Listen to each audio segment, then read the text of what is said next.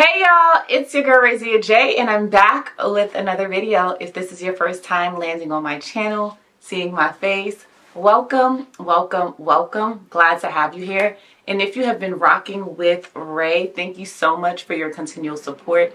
It means the world to me. On this channel, it's where faith, family, and social work intersect. I am a believer, military spouse, mom of two, and a macro social worker. Any of those things sound like things that will interest you? Consider subscribing to the channel today. And if you are already a part of the Ray tribe, as I said before, thank you, but also consider sharing this with someone that you think that this would be beneficial for, and also just liking this video so YouTube knows that this video was worth watching and they can push it out to more people.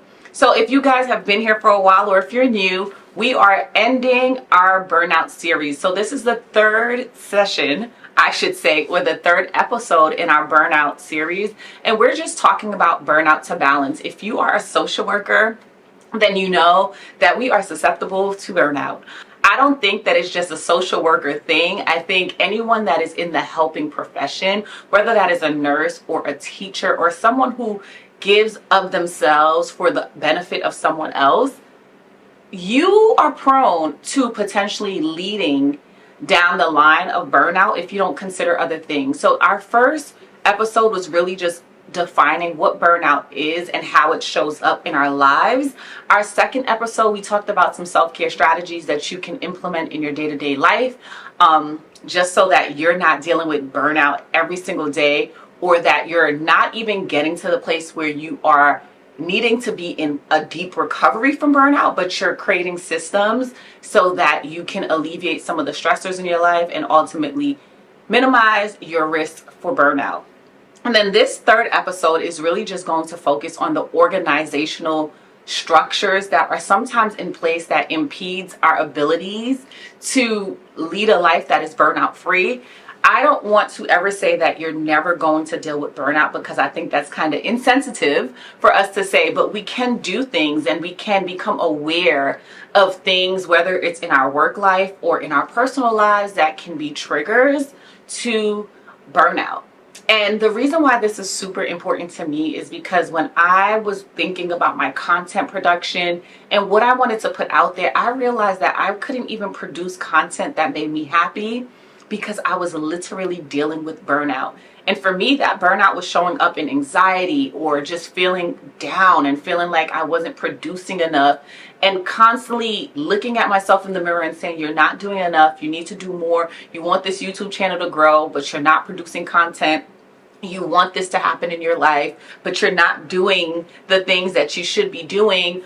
And it was really because I did not have the energy, I didn't have the motivation, I didn't have the hope that the things that I wanted to be doing could happen and could be good products so that I can produce. So that led to me really writing this script and doing my research so that I can bring concrete things to you guys. So when we led into the session, we talked about how the NASW changed the social work code of ethics to implement self-care, because they started to realize that self-care may help social workers alleviate burnout and keep more social workers in the profession.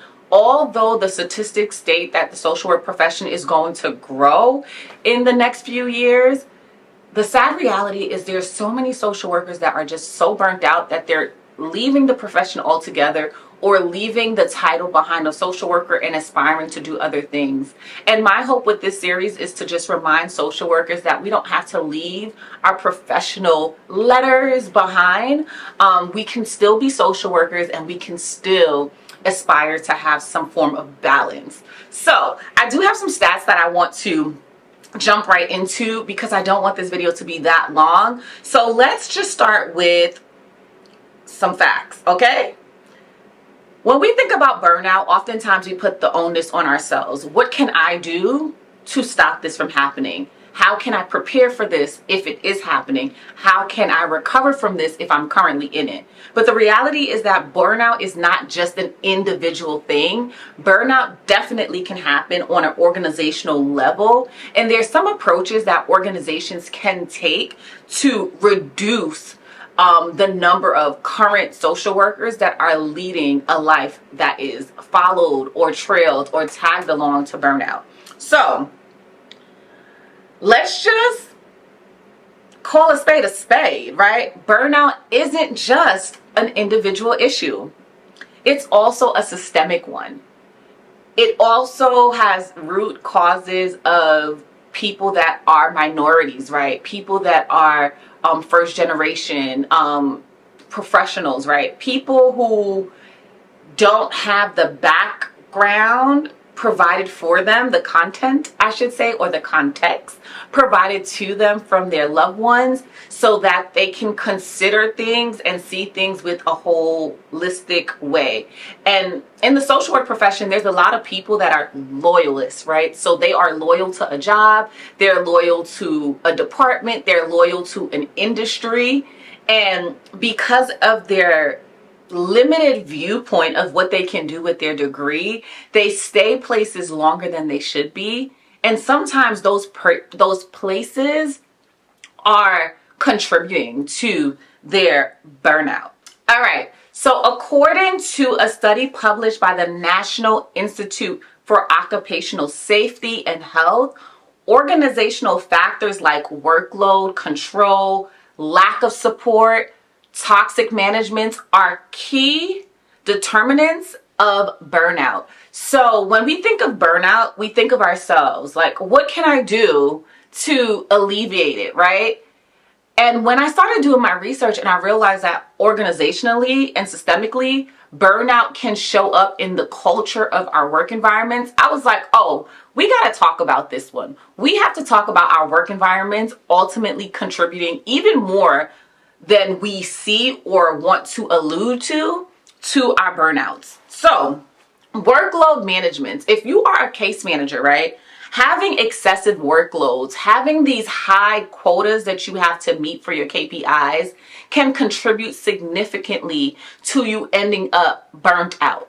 Because as a social worker, right, you are helping people, you're finding resources for people, you're finding tools and support. Some of us are doing therapy with people, right? Some of us are reading policies all day, day in and day out. Some of us are just giving of ourselves, right, to the point that we can't pour back into ourselves. And when you have a high caseload, or you have a high workload, or your manager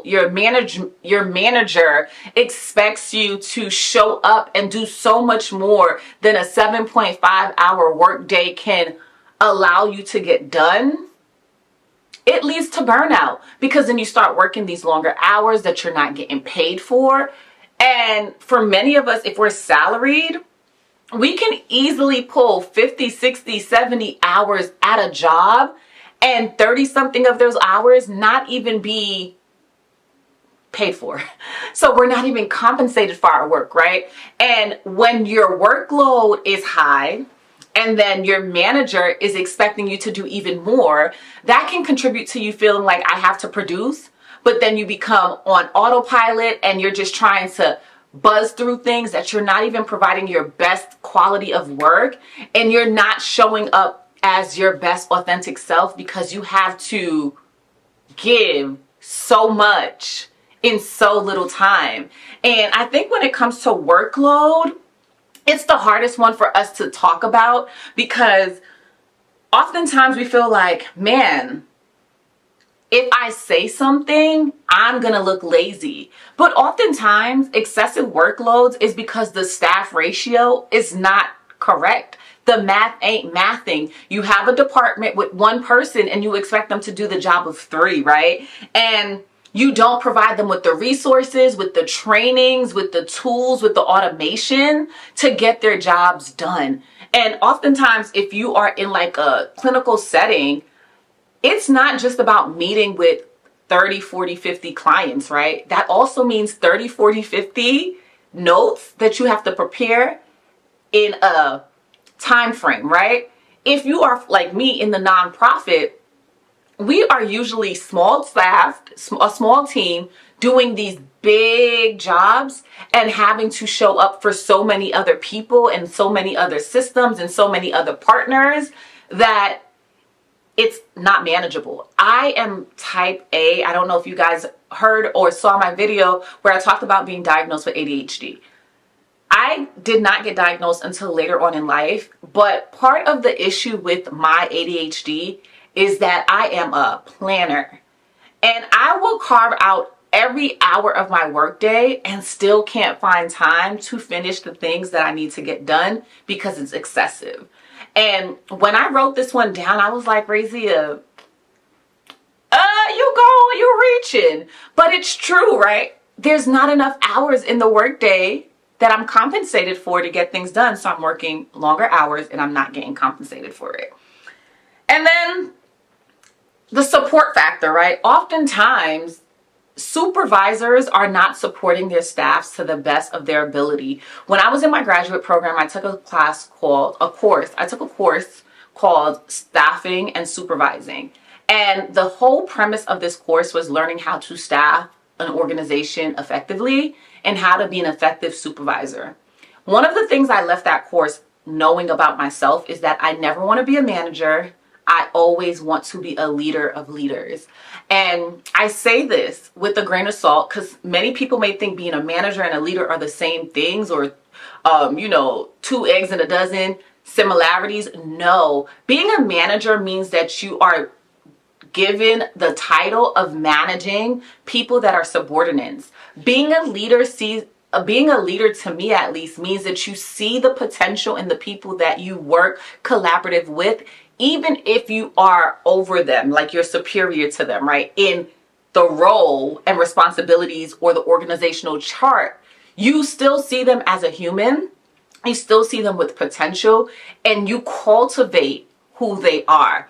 And oftentimes we're working in industries and in office settings that are not cultivating us to be the people that we are supposed to be. I had a very great manager. I shouldn't say manager. I had a very great leader when I first got into the social work profession, and she cultivated me. She saw the passion that I had. She saw the things that I was called to do. She saw the potential that I had, and she leaned into that. If you are in a situation where you are being managed versus cultivated, baby, you are in a stressful situation because that person in themselves is managing you because they're probably insecure about their incompetence to do something, and they're fearful that you have the ability and probably the knowledge and the skill sets to do their jobs. And that can also lead to burnout. And oftentimes people don't want to talk about managers versus leaders, but if you are a leader or a manager and you're listening to this video and you feel like your staff is burnt out, take a leadership development course, get in the arena with them, look at their value sets, do some team building activities to even the playing field, because a leader is followed, a manager is not. People will leave a job, leave a work environment because of a manager. But people will stay under good leadership and follow them to the ends of the moon because they are safe and secure in the ability of that person to lead them. And this is kind of like marriage, but same thing. If I am confident in your ability to lead me, I will follow. That's why I'm with my man. All right. And this part is all about how can we create a supportive work environment. And to be honest, a supportive work environment is twofold. It's what support do you need to be successful in your role, and what support can you give to your colleagues and your leaders so that they're successful in their roles, right? For me, I think we should consider things like flexible work schedules. I think that there should be we should work in an environment where if you're in the office, that it's flexible to support your outside life and your productivity in here. What is the work-life balance, right? If you are a parent that has a kid that has a special program, or they have a therapy session, or they have something in between your workday, is your work environment flexible and supportive so that you can be a mom and also be a professional? You shouldn't have to have this whole mentality of and or. they can coexist. I can show up as a social worker and I can also show up as a wife and a mom if every one of my titles are supporting me to have like this homeostasis and this equilibrium and this cohesion so that I can be the best version of myself. Mental health resources. Encourage your staff to go see a therapist. It doesn't have to be like, oh, I'm depressed, so I have to see a therapist. I don't have to be in a place of crisis to reach out to a therapist, right? I have a therapist, and oftentimes Razia is not in crisis, right? But I have someone that I can dialogue with, who I can bring my thoughts to, that I can talk things through with, and they can give me ideas, and they can give me tools, and they can give me support so that I'm showing up as my best self. So do your office environment produces this open playing field for mental health resources without stigmatizing people and saying like, oh, if you need to go see a therapist, something is wrong with you, right? And a positive work culture. Recently, I was talking to someone and they asked me, what would my ideal work environment be? And I said, I want a positive work culture. I want the culture of my work to be one that fosters respect, collaboration, open communication, and reduces my stress, right? I want to be able to show up at work as my authentic self and not having to cosplay as someone else, right? I want to be Razia in all spaces. I want to be in a place where I have job satisfaction, and I also have a team-oriented workplace where we work collaborative and everyone feels like they're valued and they bring something to the table, right? Oftentimes people work in silos and they're never told that you did a good job. And I'm leaning into this thing like, if a colleague of mine does something, I am going to say you did a good job. Like, that was impressive. Like, that was good. Keep it going. Why? Because they deserve that. And let's talk about like training and professional development. How many of us work in environments that don't train us? Like, we came in with our qualifications from school or whatever we came in with, and there's no type of professional development. There's no type of how can you be better. So I think that if we do professional development and trainings, right, we help combat burnout, right? And the reason why I think that organizations who support their staff in professional development and training, they can significantly lower the stress threshold of the work environment and increase their productivity. Because one, if you do a stress management training, you teach people how to manage their own stress, right? So that they're not showing up to staff meetings stressed out and stressing everybody else out, right? And if you help them with like development and continuing education, you support them in a way where they could learn new skills that would bring a better outcome to their job. How many times you're doing something and you say to yourself, I wish this could be done in an easier way? I guarantee you there's an easier way to get things done. There's so many and automations out there that every organization can find a system that will support their team so that they can automate certain things and focus on other things, right? And just peer support programs. I worked for a company before that literally had like peer support hubs where we would just have meetings as peers, right? So executive directors with executive directors, coordinators with coordinators, specialists with specialists. And then they took it a step further where they identified and was aware that different cultural backgrounds and races and ethnicities may need different things. And they created those bubbles and those spaces for us to get what we need and essentially be the best version of ourselves. A healthy work environment is always going to sow into you, whether they believe that you're going to stay there for the long haul or not. They're going to make sure that while you are there, while you are punching that clock, that you are your best version. And that's how an organization can literally help decrease the burnout that so many social workers are dealing with. This social worker that I know said that their agency introduced a wellness one day. I can't speak. A Wellness Wednesday program where employees participated in activities like yoga, meditation, or just casual check-ins over lunch. This initiative led to a noticeable decrease in reported stress levels among their staff. This is a friend of mine that works in a nonprofit, and she said that her agency implemented a comprehensive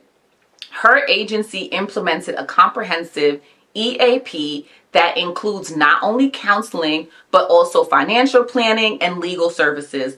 This holistic support provided through this program has significantly improved employee retention rates.